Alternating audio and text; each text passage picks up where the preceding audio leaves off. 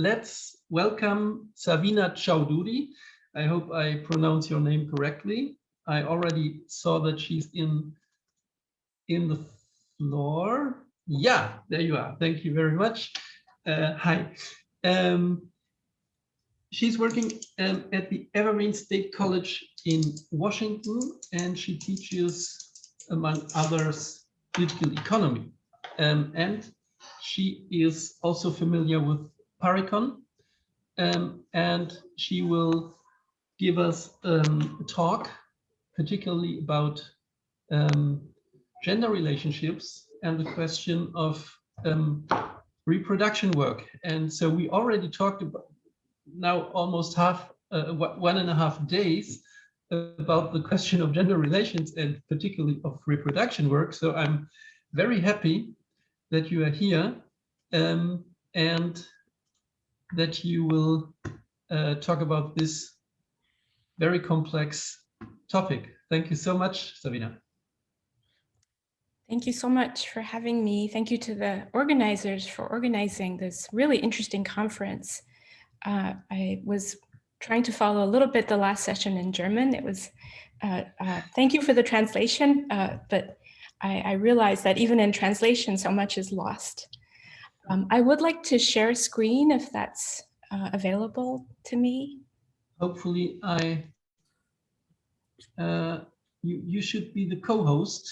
Okay, great. So you should be able to share your screen. Yeah, perfect. Great, thank you. So I was referring to the past session because I'm feeling somewhat lost in terms of I'm not sure if I'm going to be talking about things that perhaps has been talked about, but I am going to be thinking about applying feminist theory to participatory economics. So I'm hoping that I'm not repeating too much of what has already been said. Broadly, 3 aspects of my talk today will be thinking about how feminist theory informs the way we think about setting up a participatory economy, the way Michael Albert and Robin Hennell have laid out this model. I'd like to talk a little bit about this concept of reproductive labor, and then turn to thinking about concrete suggestions that in my conversations with Michael and Robin, we've talked about. I don't think we agree eye to eye on everything, but I've definitely been very grateful for being able to engage with them directly about this model that I've been really intrigued by for many years. So my background's in economics, and participatory economics, I feel, has been one of the more plausible, I like that word you have in your program, a plausible alternative to thinking about capitalist practices. So I'd like to start with a quote. It's from a book called Patriarchy and Accumulation on a World Scale by Maria Mies. I hope I'm saying that right. And she's a professor of sociology, and this book is a classic in feminist theory. The feminist movement is basically an anarchist movement, she says, which does not want to replace one male power elite by another female power elite, but which wants to build up a non-hierarchical, non-centralized society where no elite lives on exploitation and dominance of others. So I thought this was a good grounding quote to start with, because there are so many versions of feminism out there today. My students have been talking to me a lot about girl boss feminism, which is a kind of corporate or neoliberal feminism. So the conversations we have are oftentimes about me trying to encourage my students to go back and look at classic texts, such as this one by Patriarchy and Accumulation on a World Scale. So just to start with a definition of patriarchy from Gözde Lerner, she says it's a system of social control. In its wider definition, it means the manifestation and institutionalization of male dominance over women. And I'm adding non-binary and queer people to her definition, and children in the family, and the extension of male dominance over women in society in general. It implies that men hold power in all important institutions of society and that women are deprived of access to such power. It does not imply that women are either totally powerless or totally deprived of rights, influences, and resources. And so just to distill a few aspects of feminist theory that I want to bring to bear on participatory economics, when we think about patriarchy and capitalism as interlocking systems of social control, right, the way they are manifested through the apparatus of the nation state, we see that control is maintained by controlling women's bodies, their sexuality, their reproductive, access to reproductive health and rights, as well as bodily autonomy. And so sexualized forms of violence are a way of reinforcing this power or the threat of violence. And people who are gendered as women, we see are more vulnerable to gendered forms of violence. Patriarchy, capitalism, and the nation state also works through controlling our notions of gender, and specifically in terms of the gender binary, which is being contested daily through the everyday lives of people, along with cis heteronormativity. Patriarchal notions of beauty as a condition of social acceptability is another form of control. And so these are all social forms of control that are part of when we think about the fact that patriarchy, capitalism, and the nation state control women's labor through their access to employment, property, wealth, etc. These are all interacting with notions of the body, controlling the notions of the body, controlling notions of beauty, as well as violence and the threat of violence. So Maria Mies says that violence against women is not accidental, but very much a part of modern capitalist patriarchy. I do have some images from various artists, and I'll be happy to share my slides if you're interested, so that you have the sources for these images. This is by an artist called Barbara Kruger, and it was actually used as a poster on April 26th at the Supreme Court during the Bush administration when they were trying to overturn Roe versus Wade. The other images I'll be using are from an artist collective from the 1970s. They're a radical feminist artist collective who were around, and they're called the See Red Women's Workshop. So those are my two main sources of images that I'll be using. Okay, so back to sort of distilling a few thoughts from feminist theory. Carol Pateman in The Sexual Contract says, not all men were admitted to public power, but all men were permitted power over women's bodies, labor, children's sexuality, and biological reproduction. So controlling labor is where I really want to focus today's talk, because of course, at the heart of participatory economics is this notion of worker self-management, that economic democracy means that people are able to self-manage their workplaces and their conditions of work and life. So if patriarchy, capitalism, and the notion state controls society by controlling women's labor, then there are three things we have to think about. How does this affect our access to paid employment in a commodified, capitalist, wage labor-based economy? What does this mean in terms of their property and wealth? And I'm talking about these because I think we need to think about these as object lessons as to what to avoid when we set up a paracon economy. So the gender pay gap, the way it works out, we need to think about the causes for the gender pay gap in our current situation so that we do not replicate it within the context of participatory economics. Feminist theory, of course, stresses the fact that capitalists free ride on the unwaged labor of women. And this is at the heart of many of the gender inequities that continue to persist today. So let me come to that. So here's one of the images from the See Red Women's collective, the artist collective. They were based out of England. And this image, usually I use in a workshop format, where I get my students to actually think about unpacking what they're seeing in this image.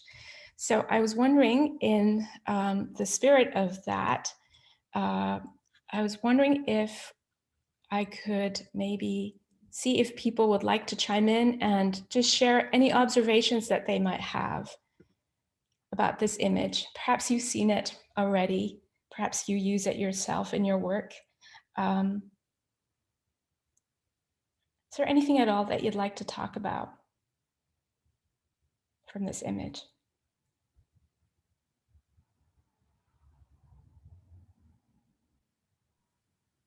Perhaps I can just say something. Is that okay? Yes, please. Go ahead. Thank you. I mean, just a thought. Something that what first came to my mind, what I first saw, is that all the individuals that I see there, the only ones that have actual facial features and appear to be individuals, to at least to the greatest extent, are the ones that I read as women, who are kind of, it looks to me, caring for those people who come out of these factories and go back into them again. And these people all look the same. Okay, thank you. Anyone else? Any other observations? I'm trying to see chat also.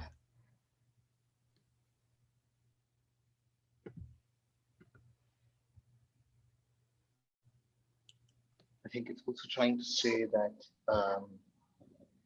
it's a host of men who depend on the. It's almost saying that the world is run by men who depend on women to do their work for them, their clothes, their sort of cosmetic care, their cooking, and backpacking or whatever. So it's almost a very matronly idea of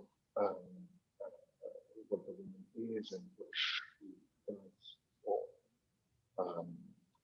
for men who work, and that domesticity is primarily the woman's job. I think that's. I mean, at least that's what the image is. Great, thank you. Thank you. And in chat, Peter says, there are two factories to which the men go. In one of them, they are the worker. In the other, they are the reproduct. And Julia says, this picture really changed my perception of care work after I first saw it. I'm still thinking about it. I'm with you, Julia. I use this image a lot. And oftentimes, every time I use it, people see different things and point out different things. So for instance, to add to what Peter is saying, the home is also being characterized as a conveyor belt, right? It's also, they're sort of intentionally, it's all very tongue-in-cheek. This is, again, from the 1970s, a poster that is really made during what's called the domestic labor debates, which were debates between socialist feminists, Marxist feminists, and other feminists, liberal feminists. And they were really trying to bring to the foreground this invisible part of the formal economy, right? The work that's done in the home that at the time was not considered part of the formal, it's still not considered part of the formal economy. It doesn't get counted into gross domestic product, for instance. And this work is intentionally being brought to the fore by this art collective. Anything else? Someone else want to add one more comment before I move on? May I just add, I do not see on this picture sexuality and childbirth, or is it? Do I miss it? No. Huh? No, I think that's a very good point. Would you like to say more about that? Well, this is what reproduction also is about, that women have the job to give birth to children. For first, sexuality, well, you know, it's kind of, it's not all forced, of course, but this is something which is a big, which is which makes, which reproduction starts with this somehow, and usually it's also included in those feminist drawings, isn't it? Great. Yeah, thank you. So let's look at the ways they, yeah, really good point. And I want to maybe look at the way that they were defining this concept of reproductive labor. So just to point out the obvious here, that the economy produces stuff, right, which is what gross domestic product, gross national product, accounting measures, but it's also producing people. And of course, as more and more of this has gotten commodified, it does show up in GDP. But so much of this work, this labor, still is done on an unpaid, unwaged basis. So notice that the image is still very much focused, highlighting on this very sort of ouvrière-ist or worker-ist, right? It's very much still the story about the proletarian worker, right? And the factory is figuring very prominently. Yeah, it's in the background, but it's still very much about waged, how do we support waged labor? And this is very much in line with liberal political philosophy, thinking about society in terms of a private versus a public sphere, right? And so when we think about what this way of thinking about the economy is telling us, there's one sphere, which is the work in a factory, wage labor market, monetized sphere of production, head of household, dominated by market values. This sphere gets coded masculine versus this other sphere, unwaged work, unpaid work, non-market, non-monetized, is coded feminine, and she is characterized as being dependent on him. This is very much along the lines of the male breadwinner, female home housewife, home caretaker person, and it's very much in line with what Nancy Fraser, philosopher Nancy Fraser, has called part of the regime of the Keynesian welfare state, right? This is and notice that goes very much along the falls in line with the gender binary, reinforces heteronormativity, cis heteronormativity. So all of that is, sort of part of this whole story that we're telling. Okay, so I have a quote here. I think I can skip. We've made the point that there's this other economy, which is about the direct production and maintenance of human beings.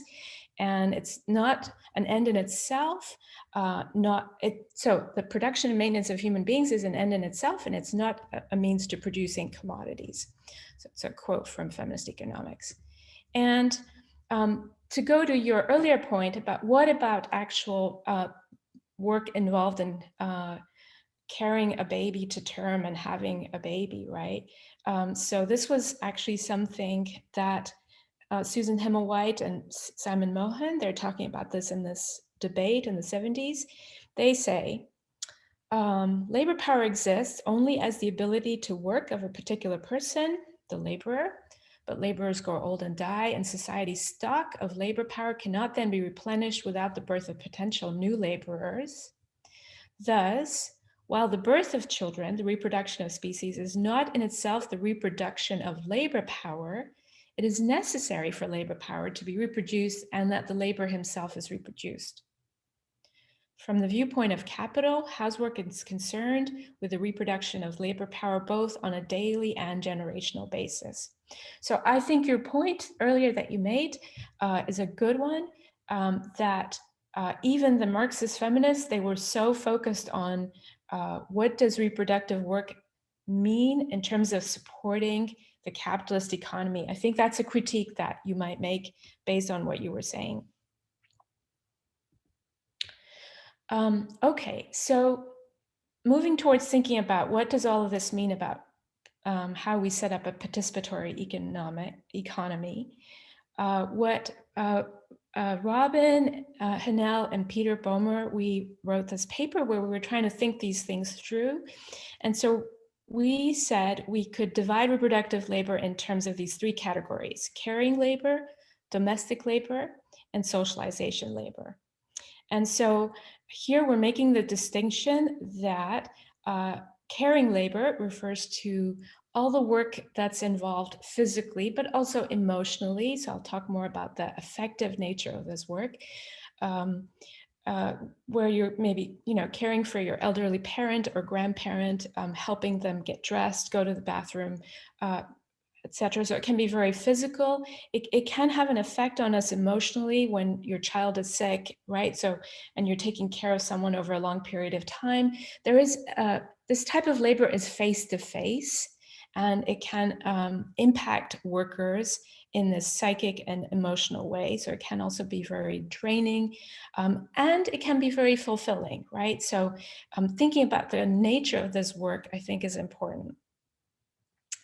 Domestic labor, I think, is more self-explanatory, and we've automated so much of this work in the advanced industrialized world, but of course in the global south, I'm originally from Bangladesh myself, a lot of this work, especially for poor women, walking hours every morning to gather water, etc., gather fuel, wood, these kinds of domestic tasks can be very, very time consuming.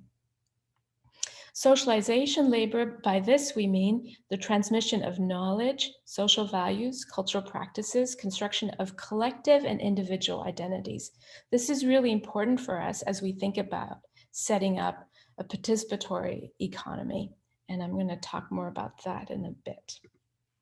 Okay, so it's important for us to recognize then socialization labor can happen within schools, within community centers, within religious places of worship, other cultural centers, and it can, and of course it starts in the home. So the family is one of the most important units of the socialization of individuals in capitalist society. And that's important because authoritarian relationships in social production, such as capital to worker, are facilitated through their previous observation and acceptance in the home, parents to children, husband to wife, etc. So how do we get socialized to think in terms of going along with the system, accepting gender norms, racial hierarchies, all of these things we're learning from a very early age within the home.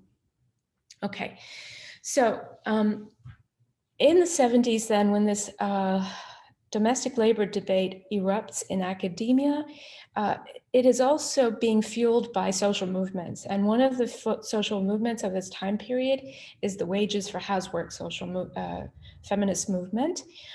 It's led by Italian feminists, but it sort of spreads everywhere, England and the US. And they were basically pointing out that who does this work, under what conditions, and of course, what does it mean that this work is done on an unwaged basis? And they argued that this societal position of doing unpaid work puts women in a subordinate position. She has less money, less power, less time to participate in the democratic processes of society. So when we think about Albert and Hanel's model of participatory economics, we have to think about how we're going to address the fact that if women continue to do the greater burden of unwaged reproductive labor, they're going to have less time to participate in workers' councils and neighborhood councils, right? So we have to figure out a way to distribute this work more equitably throughout our society. Okay, so just thought I'd stop and take a breath and see if people have any thoughts that they want to throw out there at this point. I know you all been in sessions all morning, so I just figured this would be a way to break up some of the tediousness of listening to someone talk all the time.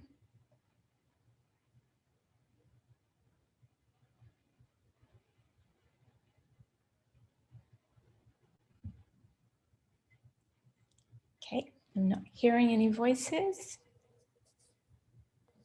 Any thoughts? This is another image from the C-Red Women's Workshop based out of England. Any voices? Okay, so this image, of course, is about the second shift, right? Where the wages for housework movement, you might have heard of people like Silvia Federici.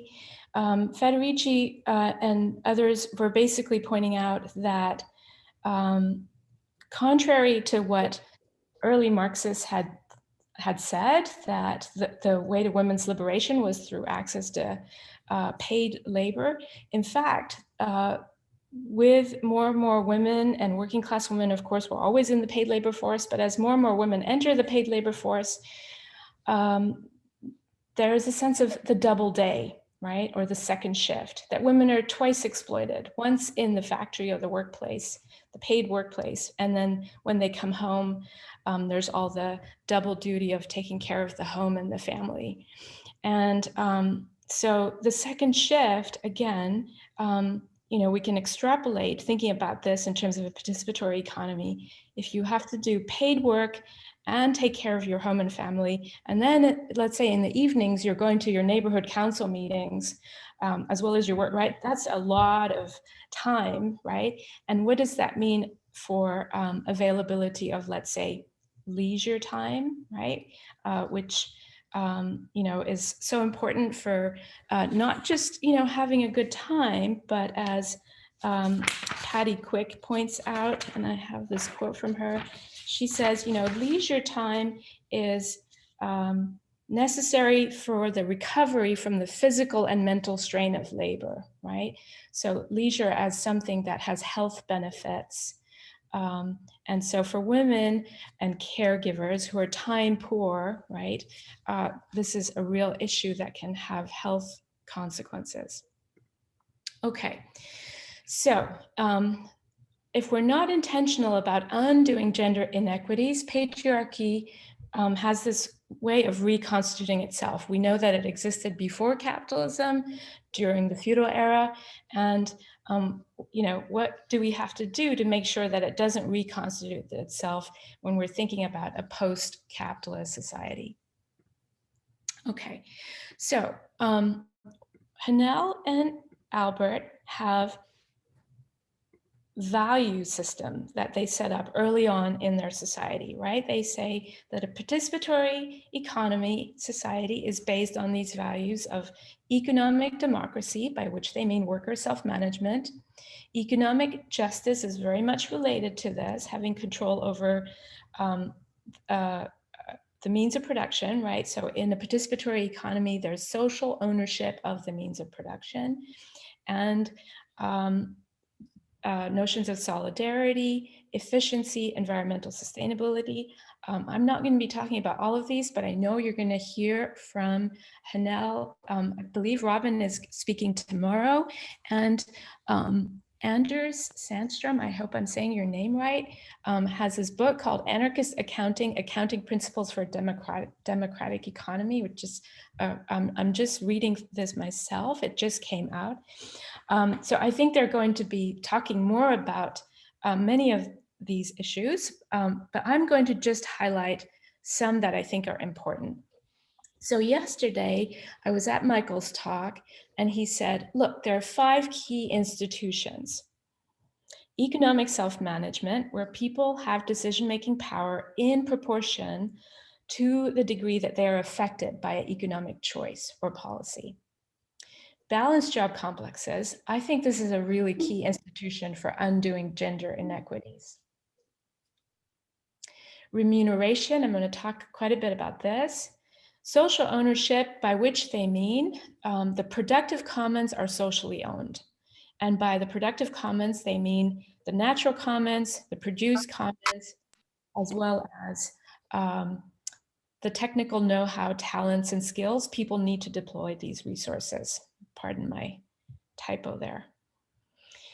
And participatory planning, I believe Robin is going to talk about this tomorrow through workers' councils and neighborhood consumption councils. It's an iterative process where councils make consumption proposals, neighborhood councils make consumption proposals, and they line them up with workers' councils who say, okay, given the resources that we have, what are the opportunity costs involved? What are the social costs involved?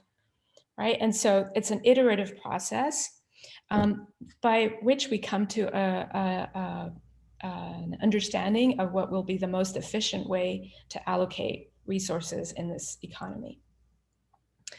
All right, so first, this is a sort of very crude depiction, but I often use this when I'm teaching participatory economics to my students to get them to visualize, right?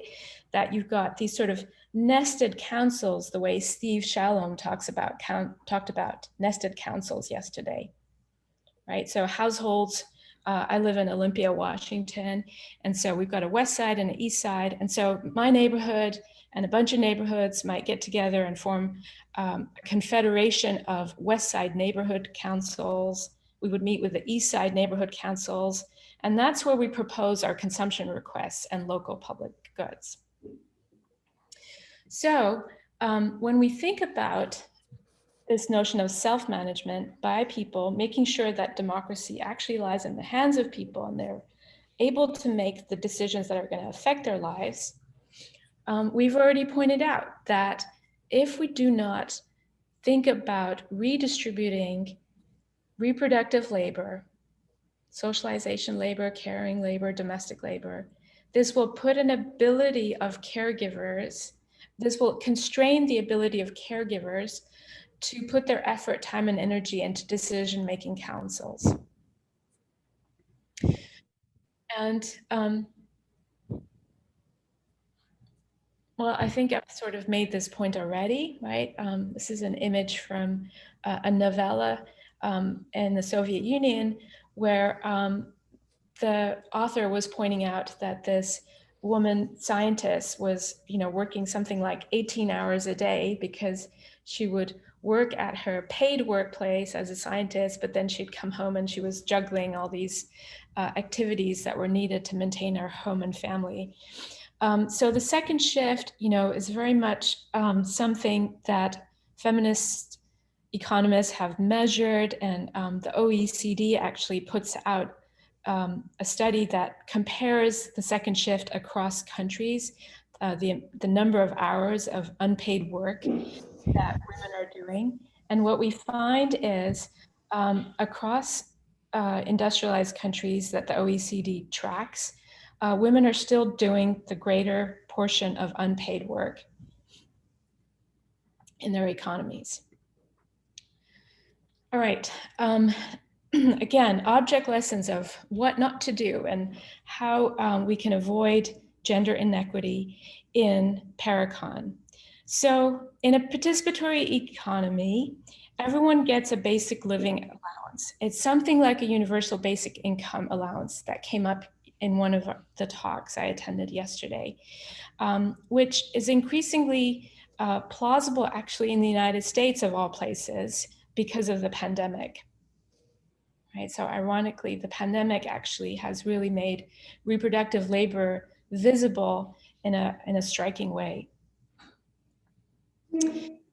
And so for Paracon, workers are paid based on the intensity of their work, the duration of their work, and how onerous their socially valuable labor is. And if you look at the way it's broken down in the model itself, a Paracon worker gets income from their worker councils, that's from their income from their site of work, paid work, plus living allowances, children, elders, disability. And Albert and Hanel keep stressing that these decisions are all made within councils. So a community decides, what does the living allowance look like? How much does it, what does it address? It also includes compensation for harms caused by pollution, right? This is really important as we learn about how many of our neighborhoods and communities have, in the US, we call them Superfund sites. They're toxic waste and things that are buried under the soil that we're maybe growing things on, the homes that we live on. We're learning so much more and more about the environmental damage done during the 20th century that is continuing to affect our soil and waterways, right? So Albert and Hanel say, we need to build this in terms of thinking about remuneration, that depending on where your community is, and in the US, it's mostly communities that are poor, often communities of color that are suffering from the effects of pollution and environmental degradation, because Superfund sites tend to be located in these areas, as well as special needs granted by neighborhood consumer councils. So when you look at the gender pay gap and the fact that it persists in the US, and someone brought up the gender pay gap in the Austrian context yesterday, we see that the gender pay gap, of course, varies by race, as well as looking at it across men and women. And now more and more data sites are incorporating the pay gap for trans and non-binary folks. Well, the main takeaway for us, or the main implication of the gender pay gap, is to think about what's driving, what is continuing to drive the pay gap. And so a 2016 study found that about 50% of the pay gap is due to what's called occupational segregation. The fact that jobs are segregated by gender. And then about 30% is what's known as a residual variable or an unknown. And this is often taken as a crude estimate for gender-based discrimination. So I won't spend too much time on this, but I do want to just point out basic takeaways, such as men are making more than women in every industry in the United States. And what occupational segregation really highlights, that the gender composition of highest paying occupations means that men tend to be predominantly or overrepresented in higher paying jobs, occupations, and women tend to be overrepresented in lower paying jobs or occupations. And if you look at the bottom chart, of course, many of these are associated with what we call social reproduction, the societal reproduction, the maintenance, taking care, nurturing of human beings, right? So even as more and more women have entered the paid workforce, the gender composition of the work that gets feminized, right? What am I trying to say here?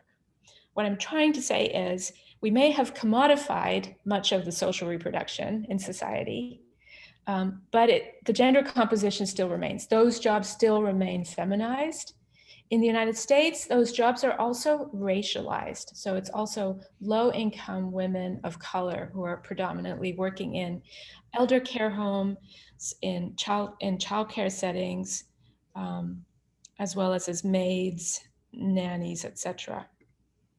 Okay, so implications.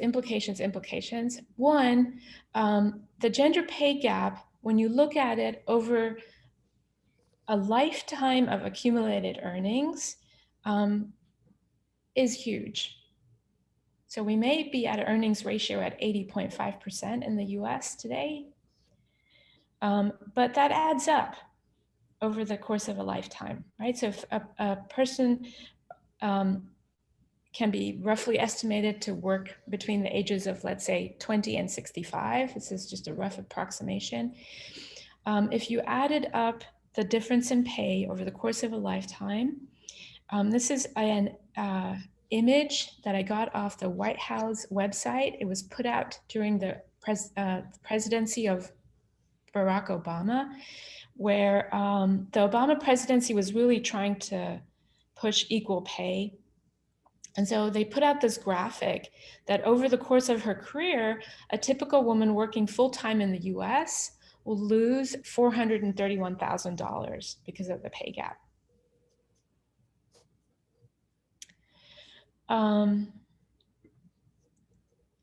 Of course, that has huge implications for the percentage of elderly women in poverty, disparities in wealth, retirement, etc. Okay, so highlighting a few aspects of feminist economics to think about. If reproductive labor remains disproportionately done by women, even in, let's say, the context of a participatory economy, they will A, have less time for paid work, occupational segregation will remain, they have less time to participate in decision-making councils, lifetime earnings, wealth will be lower. It's unrealistic to assume that discrimination will not persist if not actively prevented. So we need to think about how do we go about undoing this gender division of labor. Okay, our current patriarchal racial capitalism relies on hierarchies of race, class, and gender to maintain a violent social order of dominance and exploitation of labor and resources. To undo these hierarchical relations based on domination and violence, we have to work on restructuring social relations through education. And this is where balanced job complexes come into play. Michael yesterday was talking to us about the 2080 division, right? He was saying typically, roughly, approximately, we can look at jobs in a society and say 20% of them are empowering jobs where people feel like they are doing meaningful work, they have a sense of purpose and fulfillment. And 80% of jobs, he was saying, tend to be kind of rote, right? So mind-numbing, tedious, etc., repetitive. And the whole point between balanced job complexes, which is one of the key institutions of Paracon, is to think about the work that we do on a daily basis. And if the work that we do day in, day out is to be meaningful, creative, fulfilling, then Paracon says we have to engage in a mix or rotation of empowering, self-actualizing jobs, as well as the rote disempowering jobs that have to be done, right? We know streets have to be cleaned, garbage has to be taken out, bathrooms have to, right? We have to take care of diapers and all that has to be done. But at the heart of a Paracon economy is to think about how do we organize this labor in an equitable, just way, right? And so a balanced job complex typically says we need to, in any work site, right? And remember, Michael talked about this yesterday too, that we're not saying that everybody's going to do every kind of job, but in a typical work site, there are some jobs that are going to be more empowering and some that are going to be less empowering, right? So I actually work in a college where we do some of this. I work at the Evergreen State College, and our deans rotate in from the faculty every 3 years. So I'm just a member of the faculty now. We don't have, actually, we don't have ranking. A traditional university in the United States will have, you know, assistant, well, you know, we could start with adjunct professors, assistant professors, associate professors, etc. We don't have that. We just say we're a member of the faculty. And what we do is we rotate in every 3 years into the deanery, into other positions where we can act as a faculty advisor to student advising. We can act as faculty advisor to thinking about environmental sustainability on campus. This is part of my governance responsibility. And every year we, amongst the faculty, we decide, we choose 3 options. From there, we get distributed into doing this kind of work. So some of these government jobs are desirable, some of them are undesirable, but the idea is you rotate in and out of these jobs. And when we do that, we learn about different parts of the campus, different part of the work involved in maintaining a university community. So disempowering work, it's important to realize, it's not just mind-numbing, alienating, physically exhausting perhaps, but it also diminishes your ability to interact with others, right? And so I'm always struck when I read about the way disempowering work gets characterized in Paracon, how there are striking parallels with many forms of feminized reproductive labor. Caregiving, and this is actually from an article called Art and Serendipity of Kinship by Cynthia Peters, who's a longtime colleague and friend of Michael and Robin's. And so Cynthia, in this article that she's written, says that, look, caregiving can be tedious, emotionally draining, rewarding, but it can also be incredibly fulfilling and rewarding, right? So caregiving is a kind of labor process that we refer to as effective labor. And it can teach certain values of empathy, compassion, patience, vulnerability, humility, right? Recognizing that the human body has a life cycle, right? And that we're all going to experience different labels, different levels of ability, right? So this notion of being differently abled at different periods of life can help to instill values of empathy and humility for members of our society. Okay, and I just threw in a little picture to give you all a break, but if you haven't seen this movie from early 90s, Fried Green Tomatoes, where Kathy Bates plays this woman who really becomes empowered through her relationship with this 80-year-old woman played by Jessica Tandy, right? So just recognizing that spending time with different generations, cross-generational relationships can be very fulfilling, even as you may be in a sort of caregiver supportive role. Okay, I wanted to acknowledge that Norway, and I know I should wrap up soon for allowing time for discussion. I wanted to acknowledge that I need to learn more about the differences in social welfare policies in Europe, but I have read a little bit about Norway, and it seems to me that this is one society that comes close to gender parity in caregiving.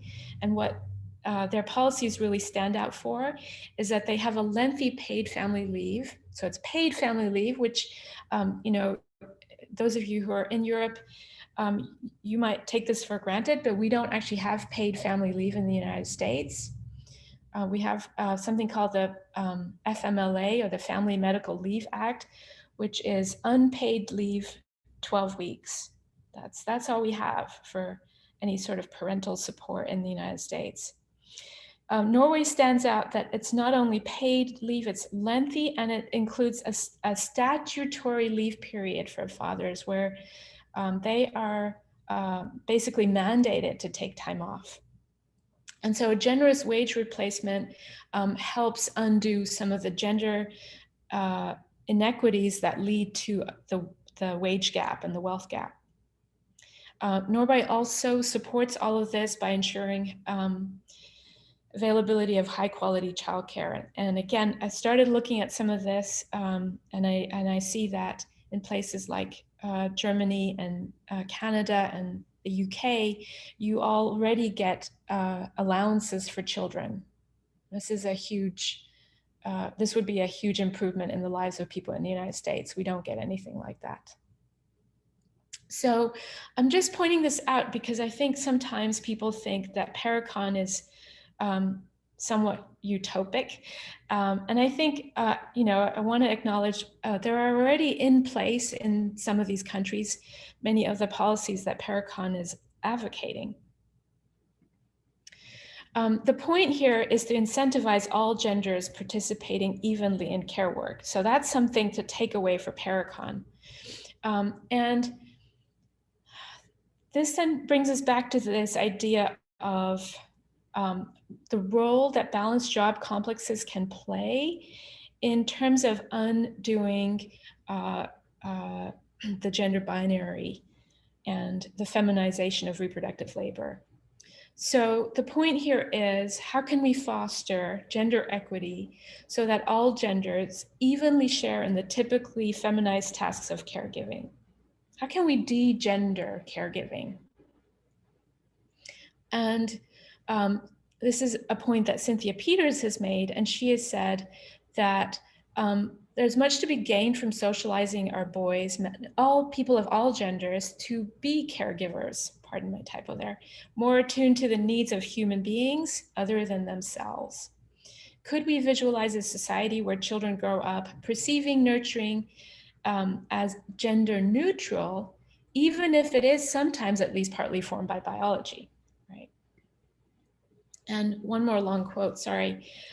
So breaking down gendered notions of caring by balancing for care means that not only must we teach our men and boys that they too can be caring, nurturing, empathetic, solicitous of the well-being of others in society, but also chipping away at these toxic notions of masculinity that's hegemonic under capitalism, that teaches boys and men to assert their masculine identity by engaging in various forms of violent behavior, by dominating others in decision-making processes, and by seeing their right to women's labor as their entitlement.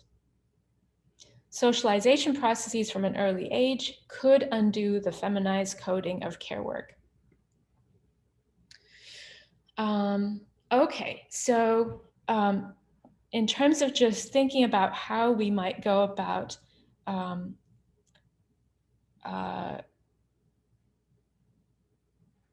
overcoming, if you will, the separation between the reproductive and the productive sphere. I'm not sure if Michael agrees with me, because I heard him say something yesterday that I thought, well, he might disagree with me about this. But this is something that I think is really important at trying to overcome the way that reproductive labor has been feminized and the separation of the reproductive sphere from the productive sphere, is that when you organize the work that's involved in maintaining the family, the neighborhood, the community, in Paracon, when you do this work in the context of the home, you get these allowances, right? You have allowances for the number of children that you have, if you have an elderly parent, et cetera, et cetera. But you could also organize reproductive labor through neighborhood workers' councils, right? So what I'm saying is neighborhood councils don't just have to be councils for consumption. They could also be conceptualized as neighborhood workers' councils, where people in a neighborhood might collectivize childcare, they might collectivize elder care. And again, interestingly, because of the pandemic, in the US, schools have been closed. And this is something families have been doing. They've been creating these pods of just 2 or 3 families where they take turns taking care of each other's children, based on the level of comfort they feel in terms of how they're observing COVID precautions and safety, right? So they've created these pods that rotate. So one day the children are all at my house, the next day it's at my other neighbor's house. And the pods tend to be just 2 or 3 families from what I've seen. Similarly with domestic labor, again, if you do it in home, there are allowances that sort of approximate a universal basic income. But within the context of neighborhood councils, neighborhood workers' councils can collectivize yard work, community gardens, kitchens, collectivize home cleaning. Where I live in Olympia, we're really big into also potlucks where we share meals, meals every Friday. It's at one family's house. The following Friday, it's at the next family's house.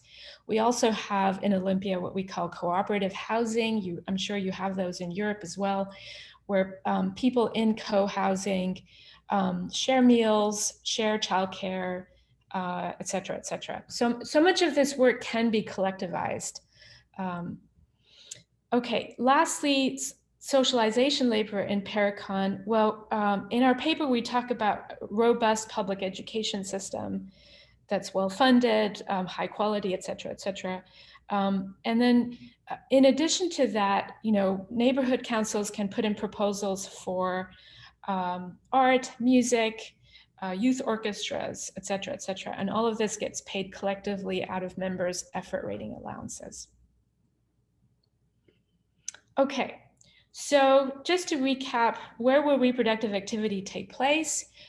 We recognize that some of this will be within in-house, provided by household members within the privacy of households, but we think a lot of this can be socialized and collectivized, whether it's through the public provision of education and health, et cetera, or through neighborhood workers' councils in terms of collectivizing things like domestic caring and socialization labor. And so some last thoughts. Through direct democracy, specifically community councils and caucus groups, reproductive labor needs to be seen as inseparable from productive labor in a meaningful way. This shift towards embracing and legitimizing the work involved in sustaining the family, community, and social relations would help perhaps to de-gender social reproduction. And it's also in line with a needs-based solidarity economy. And so just to acknowledge that what this does is it de-emphasizes this sort of workerist or ouvrièrist way of thinking about the economy, recognizing that political struggles today take place just as much in the sphere of consumption, circulation in neighborhoods, in public schools, public spaces such as squares, streets, as it does in offices, farms, and factories. And that means that intensely fought sites of class conflict in the neoliberal era, as we've seen, are in the sphere of circulation or consumption. So when we hear about people contesting gentrification, fighting eviction, organizing tenants for rent strikes, struggles against the rollback of welfare rights, food riots, looting in response to rising food prices and utility hikes, this is very much about the struggle for the reproduction of the neighborhood and the family, right? So characterizing these spheres as spheres of working class struggles in this era and thinking about how we might organize social reproduction in a participatory economy. So I think that's pretty, oh, one last piece. This is a quote from the Leap Manifesto, which is a report that came out a few years ago where Naomi Klein, she's a journalist, she's written a lot about the climate crisis, including a book that I'd recommend called This Changes Everything. She has a quote in the Leap Manifesto where she says, focusing on reproductive labor allows us to also think about organizing around a low carbon economy. So she says, shifting to an economy in balance with the Earth's limits also means expanding the sectors of our economy that are already low carbon: caregiving, teaching, social work, art, public interest media, etc. All of this work, much of it performed by women, is the glue that builds humane, resilient communities, and we will need our communities to be as strong as possible in the face of the rocky future we have already locked in. Okay, so I think I'll stop there. I have just a list of sources if you are interested. These are some of the sources for my lecture today, some of which I've mentioned and others I haven't.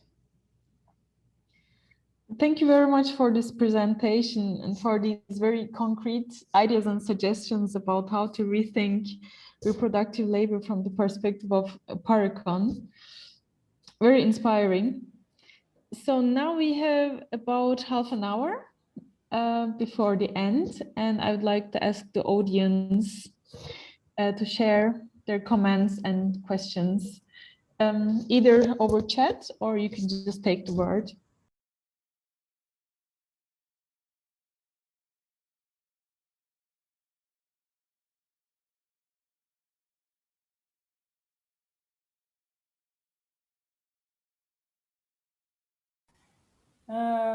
is often kind of forgotten, because from your words, I am again engaged to bring it back and to see also the power in it. Mm-hmm. Yeah, I think that's a nice question. It seems very much acceptable amongst anarchist circles in the US, you know, of doing various kinds of mutual aids and so on, right? So I don't understand why it doesn't have more currency. Like I was sharing with you all, we practice a form of job rotation at the college where I teach, but where I teach, it's definitely it's sort of considered an experimental college. We don't have grades, we don't have departments. We have what are called narrative evaluations, and we very much stress working in teams. So we do team teaching. I'm actually teaching with a friend of Michael and Robin, Peter Boehmer, he's my co-author. And we taught a class where we looked at various models of socialism, including participatory socialism. But next quarter, I'm teaching with a psychologist. And so it's a completely different program. And what that does is it, exposes us, I think, to, working in different work settings, having to recreate. So I'm sorry, I'm sort of diverging a little bit, but I think I'm just trying to show you concrete examples that why, for me, a balanced job complex is so important in terms of, learning about not just the various tasks involved in maintaining a work site. So on our college, we have a student-run cafeteria. It's a collective. It's called the Eggplant Collective. And students at this collective take turns being, not just the cook, the people chopping vegetables, people washing dishes, people who are up front. Again, we try to teach students that when you rotate these tasks in a cafe, that prevents hierarchies from emerging, right? So to speak more pointedly, to respond to your question, I think rotating job complexes fulfill so many different roles. One is preventing hierarchy, learning the values that are associated with specific jobs, which is why I think caregiving is important, right? So this is where, I don't think Michael's here.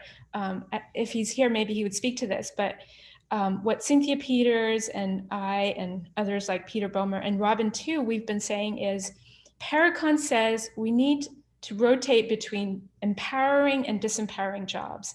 And we're saying you need a third dynamic, and that's rotating into caregiving jobs, because we think caregiving instills certain kinds of experiences and values. And if you think about it, people who are feminized, people who are gendered as women, we do this kind of work all the time. And I think also more people who are gendered as men are rotating in terms of taking care of their parents, and right. So, but when you do that work where you take care of, whether it's an elderly in your community or a young person in your community, or someone who's differently abled, there are things that you learn in the process of doing that work that not only supports your community, but I think transforms you, right? So, but maybe people have other thoughts on this. Yeah, thank you very much. Thank you for the inspiring presentation and the feminist intervention into Paracon. And basically, you've already partially answered what I wanted to ask, but perhaps you can further elaborate, which would be whether you can say more on where you would, or how you differentiate yourself from Hanno's and Albert's approach, or where you would perhaps even disagree with them. You shortly mentioned that you don't agree with everything they say, so that's what I'm asking. Mm-hmm. Thank you. Yeah, thanks for that question. Michael yesterday, I was writing down something he said. Michael yesterday was saying, I guess he's not here. I would hate to misrepresent his words. But what I heard him say yesterday, because somebody asked him in the question and answer period about reproductive labor, and he said he doesn't like calling housework work. He thinks it's demeaning to call reproductive labor work. It's demeaning to call caring for others and the next generation as work. I think so. This is my notes. I'm sorry if I'm misrepresenting what he said, but to address your question, Raja, that I really felt that I disagreed with that, right? Because I think we need to reconceptualize work. I think people are reconceptualizing work, and David Graeber's work on all of this is really great. But you know, some jobs, you know, Graeber very famously called bullshit jobs, right? They're just that rote mind-numbing work that is, you know, really doesn't really do much to improve the well-being of society. And then on the other hand, there's so much work that needs to be done in terms of taking care of our communities or restoring ecosystems, you know, cleaning up all the degradation that we see in our soils and our water. I mean, there's so much work that needs to be done. So work can be meaningful. I think it can be transformative too, right? I think the work that we do day in, day out can have positive and or negative effects on us. And so I guess what I'm saying is I don't have a negative connotation only with work. I think work can be a positive, fulfilling, rewarding. It can be a thing that I do that helps me grow. I think being a teacher has helped me grow and self-actualize in a way that has been really rewarding experience for me. I actually enjoy teaching. I actually enjoy my job. So I disagree with Michael when he says that caregiving should not be considered as work. I guess that's one of the places where I disagree with him. Even though I want to acknowledge I've been inspired by Michael and Robin for a very long time. I would like to know a little bit about your experiences with rotating work at your school, at your college. I can imagine having more than one job, let's say more than one task for a long time. And the idea of rotating the jobs sound actually very good, like at the first moment. But when I think about my current job, for example, I'm working now at this job since 3.5 years. And I have just recently started to have the feeling of I have a good rhythm, you know, like I've just started to feel like, okay, it's working, and now I get how it's working, and now I have something like a good rhythm. Now it can get better. So, and you said like the dean is changing every 3 years at your college, like getting to know all these procedures and processes of a college management, like, yeah, can you just tell a little bit about the experience? Like, how does it really, do these 3 years really look like? When do you have the feeling like, okay, I know what's going on actually in this task? Thank you for that comment. I actually think you've identified one of the critiques of Paracon. That's one of the potential weaknesses, I think, which is people get proficient. They become very skilled at the job they do when they've been doing it for many, many years, right? I've been teaching for about 10 years. I think I'm a lot better teacher now than I was when I first started out. So that is one of the criticisms of a rotating job balance, in that when you rotate into a job, like when faculty members rotate into the deanery at my college, there is a steep learning curve. And people often work round the clock on weekends just to learn the work that needs to be done. So that's definitely a critique of Paracon. And Michael talked about this yesterday, because I think Jonathan, had asked that question, like, yeah, what are some of the more common critiques of your model? So that can affect efficiency of labor, right? The fact that people, it may not be the best way to allocate resources. I think Robin and Michael might have more thoughts on this, but yesterday when Jonathan asked that question, that was one of the critiques. It can reduce the quality of output. I mean, so I know, for instance, friends of mine who have rotated into the deanery, sometimes they get things wrong because they're still trying to figure things out and they don't.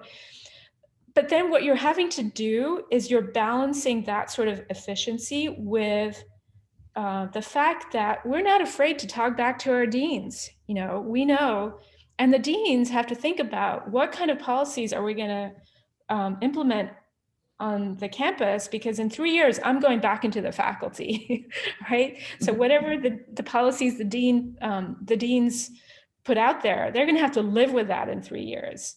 And I think that undoes that management hierarchy, where management don't necessarily know what it feels like being a worker who has to deal with these top-down policies. So I hope that spoke a little bit to your question. Yeah. I can especially imagine that my first job can help me with my second job too, for example, right? Like it gives me new perspectives. I just understand what the other part of my institution or other part of the work is really functioning. Especially I can imagine it well if I'm doing the same 3 jobs, let's say, over a longer period of time. Yeah, okay, thank you for your answer. Stefan Wagner asked 2 questions. One of them is health also a reason for rotation? And the second question, I will just also pose it here after each other, even though they're completely different questions. How do we get people to do empowering work if they want to do number? Well, I'll answer Stefan's question first. My sense is, from what I understand from Paracon,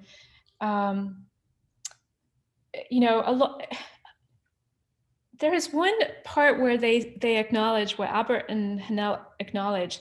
Some people don't want to do work, and that's okay.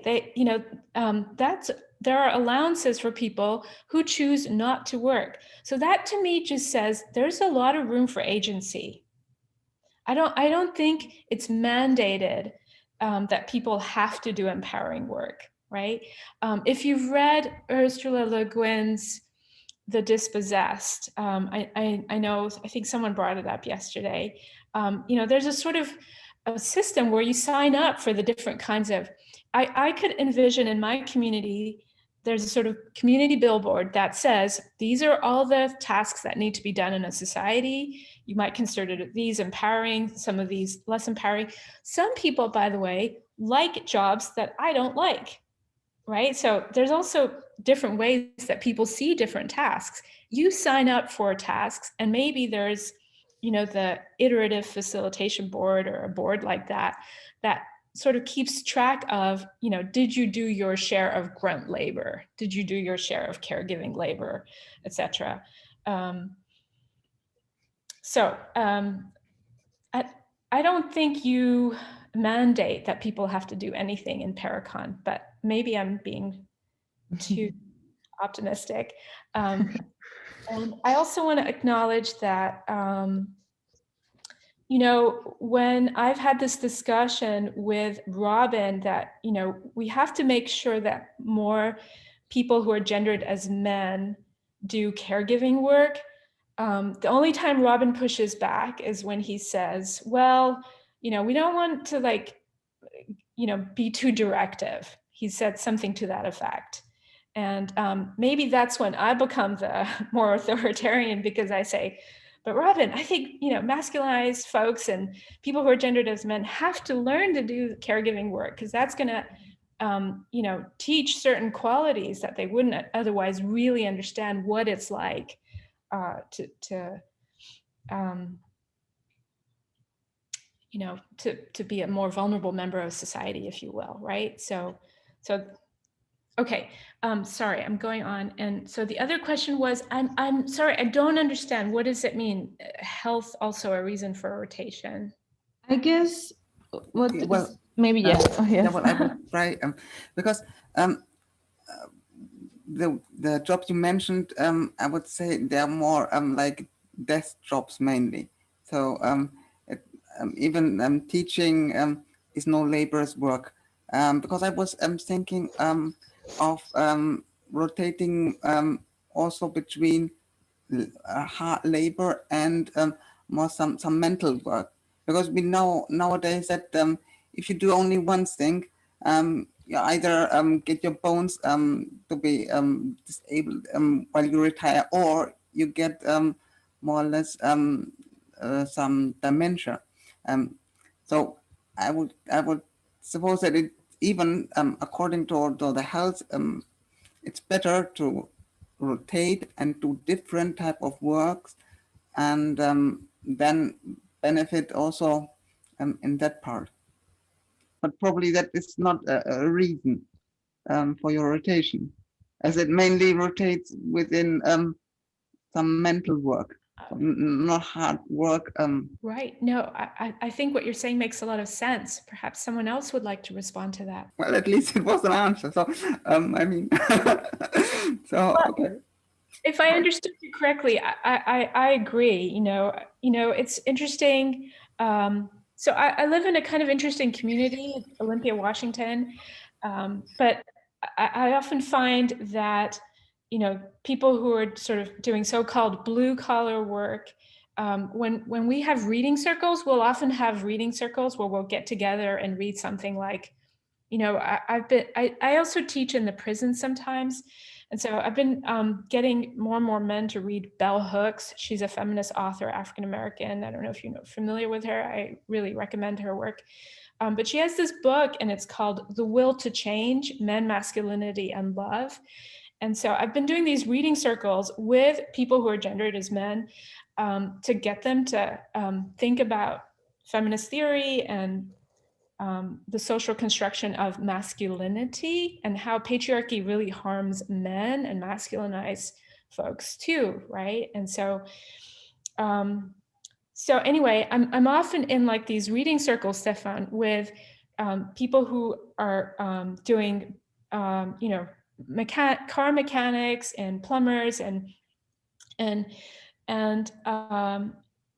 they are just craving intellectual engagement like this, right? So to kind of speak to your point about like, yeah, reading, doing different kinds of work can also be good for you physically. Like, you know, somebody like me who's often sitting in front of my computer, going out there and doing grunt work in the community gardens is good for me physically, and getting other folks to do some reading some theory may be good for stimulating people's brains and thinking, right? So I think it goes both ways.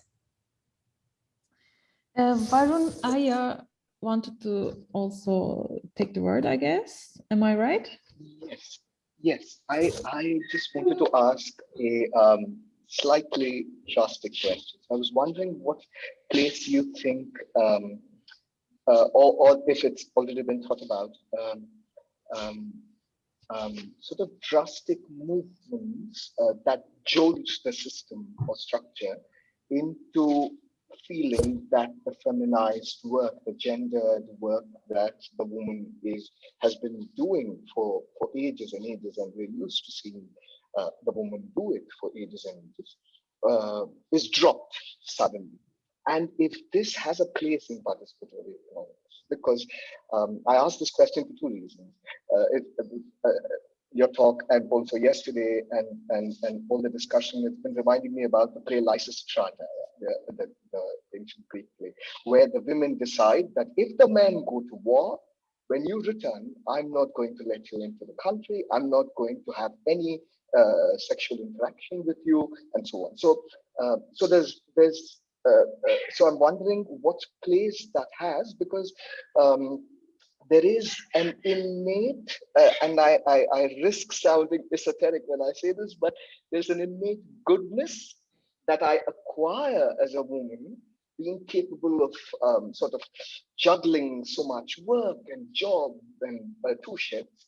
And that is a vicious cycle, because I'm good at something and then I continue to do it, particularly socialization labor.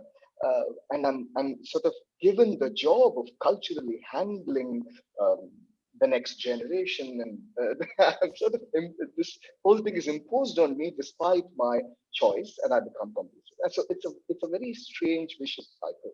And the second is also, I find there's the other thing that I struggle with is where does motivation come? How do I, for example, councils and councils of workers with women can be formed, but how do I place the larger final vision, which is it's very difficult to place because all the problems of the present systems of capitalist democracies and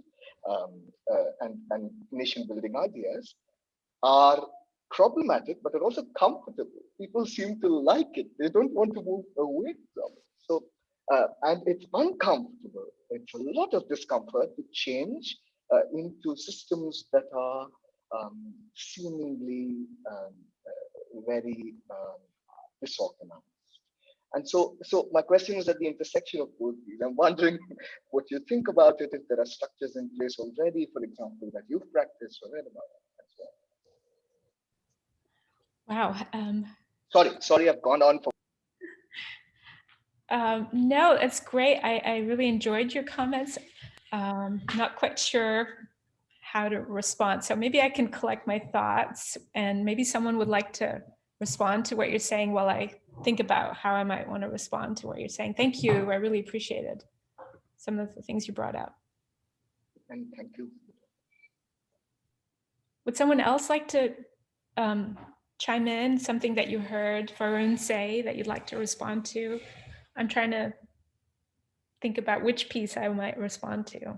I really appreciated what you said about people being afraid. You didn't say that, but I'm sort of reading into something that you said, that yeah, we have these critiques of the nation state, but people like order and stability and certainty, and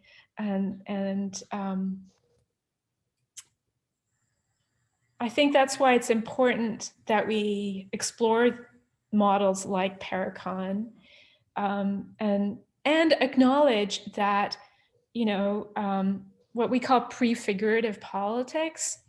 I don't know if that's a phrase you've been using at this conference, but thinking about how the new world already exists in the shell of the old. And I know I'm quoting somebody here, I don't know who that is. It might be like industrial workers of the world. It's some anarchist said this at some point, okay, that the new world already exists. It exists in bits and pieces of the existing world. And so this is my roundabout way of responding to you, Varun, in terms of saying that. May I help? Yes, Thomas, please chime in. Maybe the reason because many people are not motivated for change is what you said, that are afraid, but the other reason could be that the uncertainty of what will come, you don't know. And therefore, I think it's very good to have such a model like Paracon or Parpolity to make it concrete, to be specific. Although there are uncertainties because it's not existing already, but you get a concrete idea of what will come. And so I think this could help. That's the reason why we thought it would be a good idea to invite people talking about Paracon and Parpolity, because it is a very specific model.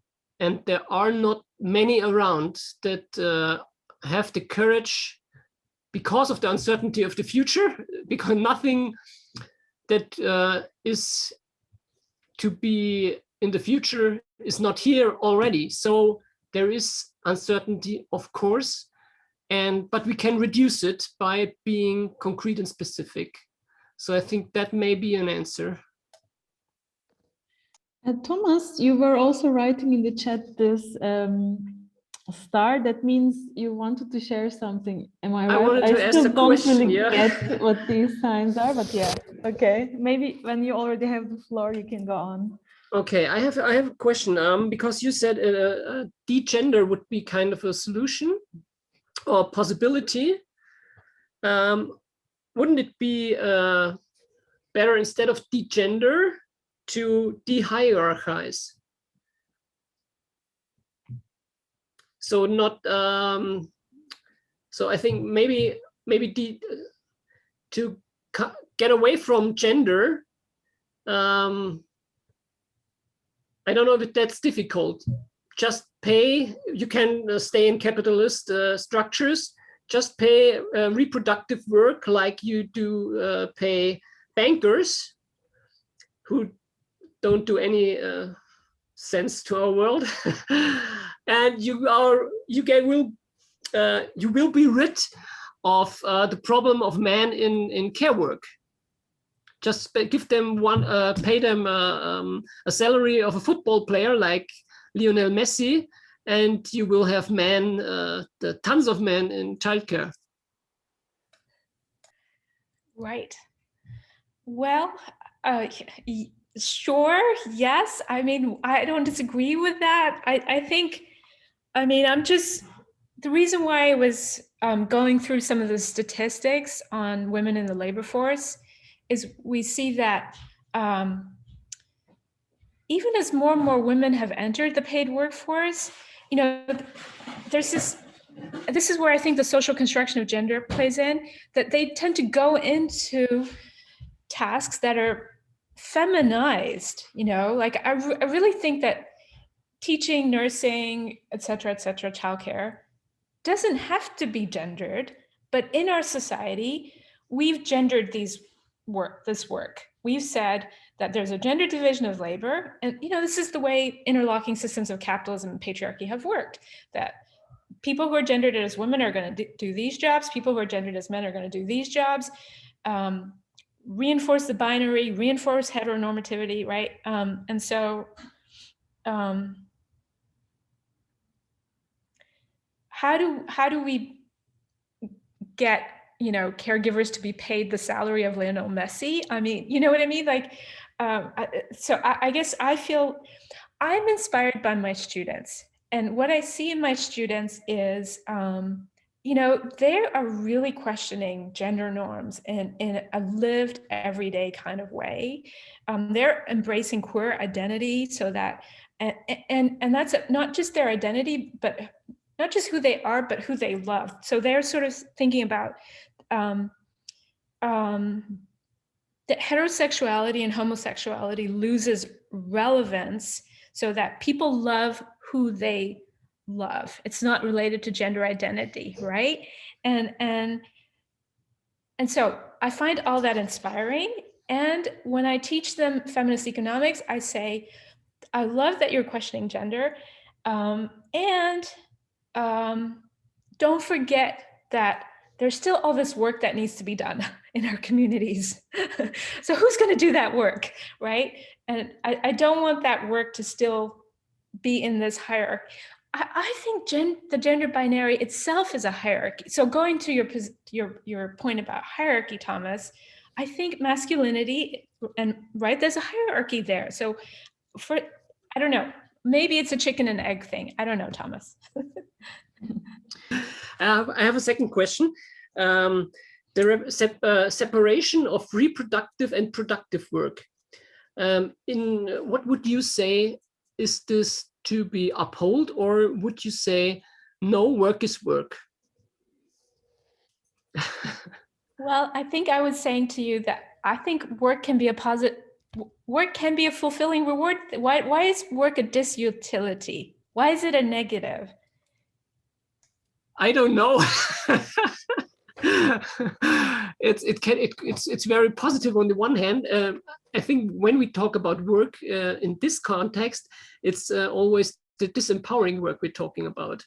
And one guy in the chat said, it does not have to be work if we organize it correctly. That means if we do it together, because it's more fun doing it together than just doing it alone, doing it recognized, so not being regarded as a bullshit job, to put it like David Graeber, and then it could be worthy.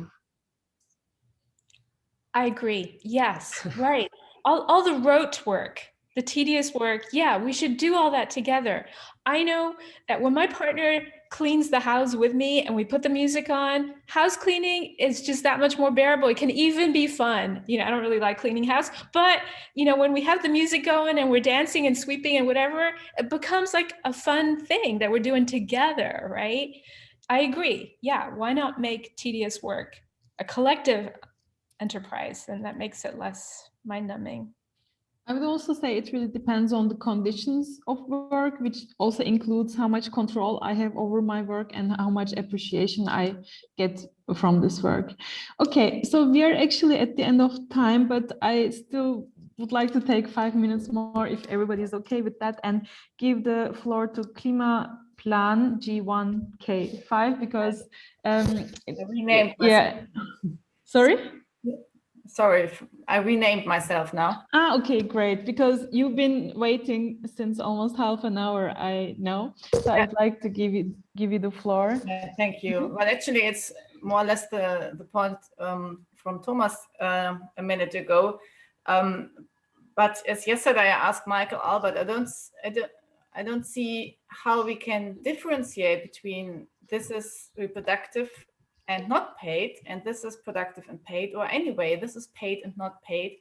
So I'm living for 20 years in these communities, and we do have a rotating systems with a work that has to be covered, but it's even voluntary. And if I only stood in the plan, I would think, oh, now I have to do it, and it's alienated, and I'm not contributing to it anymore. And if this is part of the paid part, then, well, Thomas, I would not like to be the care receiver of the person who does it for money only. And then the person, we know this from let systems, those who are the quicker doing it, then they always get the job, etc., etc. We all have these alienating consequences of giving wages to work. And this is why, from my understanding, many feminists are arguing that we have to get rid of wage work completely. And paid work completely. So maybe in your opinion, I would be really interested in. Are you asking me or Thomas or both of us? No, I'm asking you actually. I'm interested in your point. How would you, if you stuck to the paracon model, how would you imagine to have the distinguishing moment? Yeah, no, I love your question, and I really appreciated your comments yesterday. In Paracon, Albert and Hanel are still within a model where there is money. You know, there's allowances, there's payment for the work that you're doing in workers' councils. So Paracon itself is still a monetized system.